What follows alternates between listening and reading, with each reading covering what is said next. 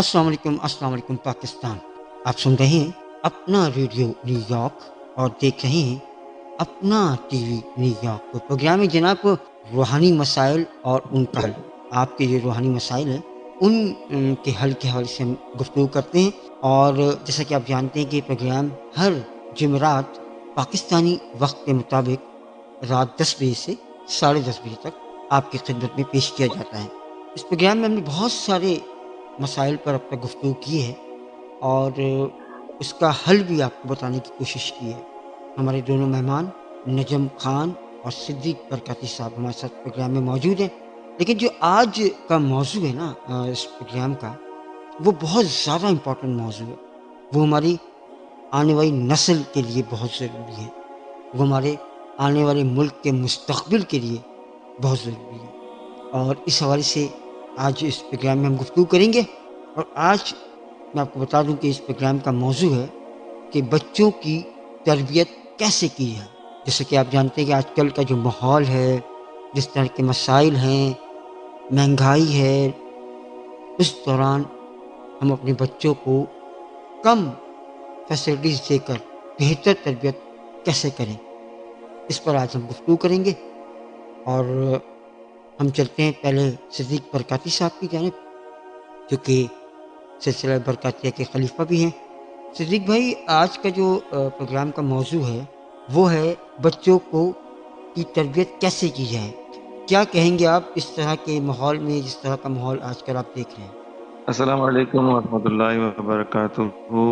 तमाम सुनने वाले खैरियत से होंगे, अल्लाह की ज़ात से उम्मीद है। अल्लाह पाक सबको अपने हिफ्ज़ व अमान में रखे। हम पहले भी कुछ अरसा पहले इस उन्वान से बात कर चुके थे, लेकिन हमने उसमें उस वक्त बात की थी कि जब बच्चे की पैदाइश का मरहला होता है उसी वक्त से उनकी तरबियत शुरू हो जाती है। तो उसमें हमने बात की थी कि वालिदैन पर जिम्मेदारी है कि वो उन दौरान अपनी औलाद की तरबियत का बहुत ख्याल रखें। आज हम जिस हवाले से बात करना चाहेंगे, जिस हवाले से हम आज बात कर रहे हैं कि जब बच्चा स्कूल की लाइफ में पहुंच जाता है, जब बच्चा नर्सरी KG1 KG2 की तरफ जाता है, स्कूल लाइफ में चला जाता है, उस वक्त बच्चे की तरफ किस तरह की जाए। हमारे माशरे में दो तरह के तबकात हैं। चूंकि हम लोग खुद भी एक वेलफेयर स्कूल चला रहे हैं बरकाती हाई स्कूल के नाम से, सही। हमारे पास इस वक्त 10-10 12-12 साल के लड़के पेरेंट्स लेकर आ रहे हैं और वो ये कह रहे हैं कि भाई ये मदरसे पढ़ता था हम्म। और मौलवी साहब के पास जाया करता था और स्कूल कभी भी नहीं गया, तो अच्छा। लिहाजा आप उन्हें स्कूल पढ़ाएं, स्कूल में उन्हें एडमिशन दें। हम्म। हमारा इदारा अल्हम्दुलिल्लाह ऐसी जगह पर है,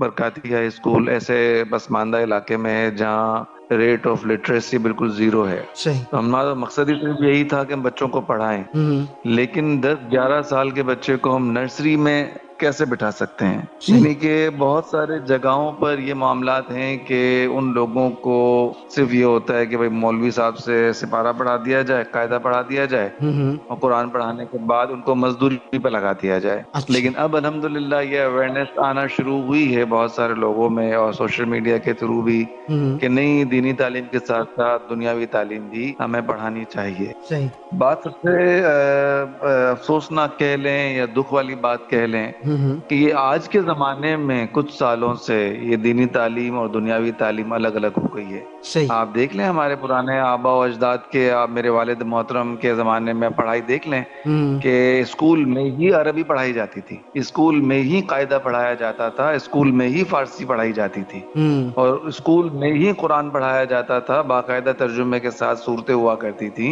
हम्म। और अब जाकर जो है वो सिलेबस को बिल्कुल चेंज कर दिया गया और दीनी तालीम और दुनियावी तालीम को दो हिस्सों में बांट दिया गया। सही। और अभी भी कई दफ़ा ऐसा होता है कि निसाब के अंदर छेड़छाड़ की जाती है, कुछ चीज़ें कम करने की कोशिश की जाती है, तो हम्म। फिर उलमा अहले हक का आवाज़ उठाते हैं और उनको डिफेंड करते हैं कि नहीं, ये चीज़ें नहीं ख़त्म होनी चाहिए। सही। तो सबसे पहले तो ये है कि हमें अपने बच्चों की तरबियत दुनियावी तालीम के साथ साथ दीनी तालीम की तरफ भी करनी चाहिए और दीनी तालीम के साथ साथ दुनियावी तालीम भी दिलवाना बेहद ज़रूरी है, ताकि बच्चा इस मुआशरे में जब नौजवान हो, जवान हो, तो हम्म। सर उठाकर जी सके, लोगों से सर उठाकर बात कर सके, कांधे से कांधा मिलाकर लोगों के साथ चल सके।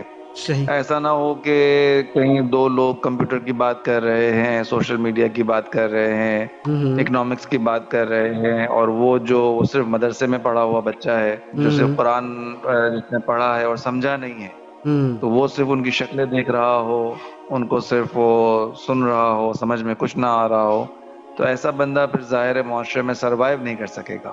تو ہوں. لہٰذا دینی تعلیم کے ساتھ ساتھ دنیاوی تعلیم بھی فی زمانہ بہت زیادہ ضروری ہے اور دینی چاہیے. صحیح بات ہے. تو جناب آپ نے جیسے کہ سنا صدیق بھائی کو کہ آج کل ہمیں اپنے بچوں کی تربیت کیسے کرنی چاہیے دین کے حوالے سے اور دنیا کے حوالے سے. نجم آپ سے بھی میں یہی سوال کروں گا چونکہ صدیق بھائی نے جو جواب دیا ہے اس کے اندر آپ کیا چیزیں ایڈ کرنا چاہیں گے بچوں کی تربیت کیسے کی جائے. بسم اللہ الرحمن الرحیم. جی جناب، بات بالکل حقیقت فرمائی ہے صدیق صاحب نے کہ دینی تعلیم کے ساتھ ساتھ دنیاوی تعلیم بھی ضروری ہے.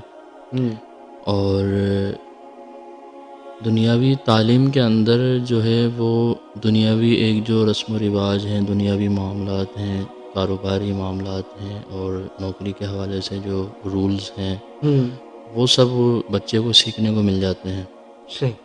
اور در حقیقت تو دینی تعلیم کے اندر اگر انسان آگے بڑھے اور فقہ کے اصول اور شرعی جو سوال جواب ہیں، جو ضرورت دینی ہیں، ضرورت زندگی سے جن کا تعلق ہے، ریلیٹڈ ہیں، ان کو سیکھنا چاہیے. جیسے ہمارے اسلام کے اندر، کیونکہ اسلام ایک مکمل دین ہے، اللہ پاک نے اپنے قرآن پاک میں ہر چیز کا علم رکھا ہے، چھوٹا ہو یا بڑا ہو. صحیح. تو چھوٹی چیز ہو یا بڑی چیز ہو، خشک ہو یا تر ہو، ہر چیز قرآن میں موجود ہے. صحیح. تو اب انسان اگر کاروباری حوالے سے کچھ رولز سیکھنا چاہتا ہے، کاروبار کے بارے میں سیکھنا چاہتا ہے، تو قرآن کا مطالعہ کرے اور احادیث طیبات کا مطالعہ کرے. تو صحیح. احادیث کے اندر الگ الگ باب آئے ہیں، جیسے بخاری شریف میں، مسلم شریف میں باقاعدہ باب بنائے گئے ہیں. تجارت کا باب ہے کاروبار کے حوالے سے، تو اس کو انسان پڑھے، تعلیم حاصل کرے اور آگے پھر بڑھا جائے. اچھا، بچے کی جو تربیت ہے نا، اس کا تعلق جو پہلا جو تعلق ہے وہ ہے اس کے پیرنٹس سے. کیونکہ سرکار نے فرمایا اطلب العلم من المہد الی اللحد، علم حاصل کرو ماں کی گود سے قبر کی آغوش تک. اب قبر کی آغوش تک جانے کا جو سفر ہے ماں کی گود سے، وہ اس کے درمیان میں پھر سارے معاملات ہیں. شروعات اور ابتدا جو ہے وہ ہے ماں کی گود. ٹھیک ہے، جب بچہ پیدا ہوتا ہے تو وہ کوئی اسکول، کوئی مدرسے نہیں جاتا، وہ شروعات میں اپنے پیرنٹس سے سیکھتا ہے. 2 سال ابتدا میں، 2 سال، 3 سال، 4 سال، جب تک وہ یعنی ایڈمیشن نہیں لیتا ہے مدرسے میں یا اسکول کے اندر، تو وہ اپنے والدین سے سیکھتا ہے.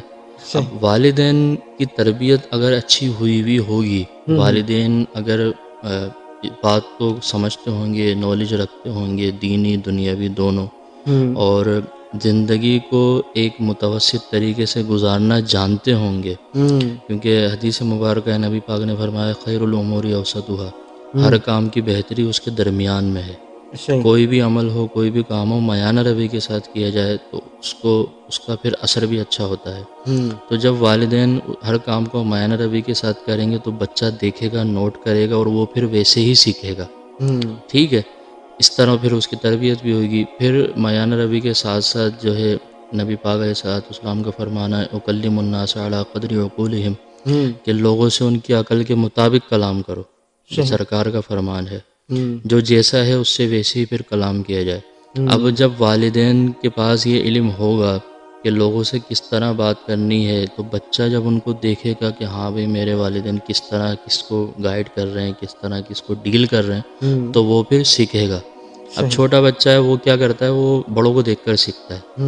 جو بالکل چھوٹا بچہ ہے جس کو بولنا بھی نہیں آتا، سمجھنا بالکل صرف سمجھتا ہے، وہ سیکھتا ہے. 3 سال کا بچہ، 4 سال کا بچہ جب وہ سیکھنا شروع ہوتا ہے، پھر جب وہ اسکول میں جاتا ہے وہ بولنا سیکھتا ہے، پھر وہ بول کر بھی سیکھتا ہے، سن کر بھی سیکھتا ہے.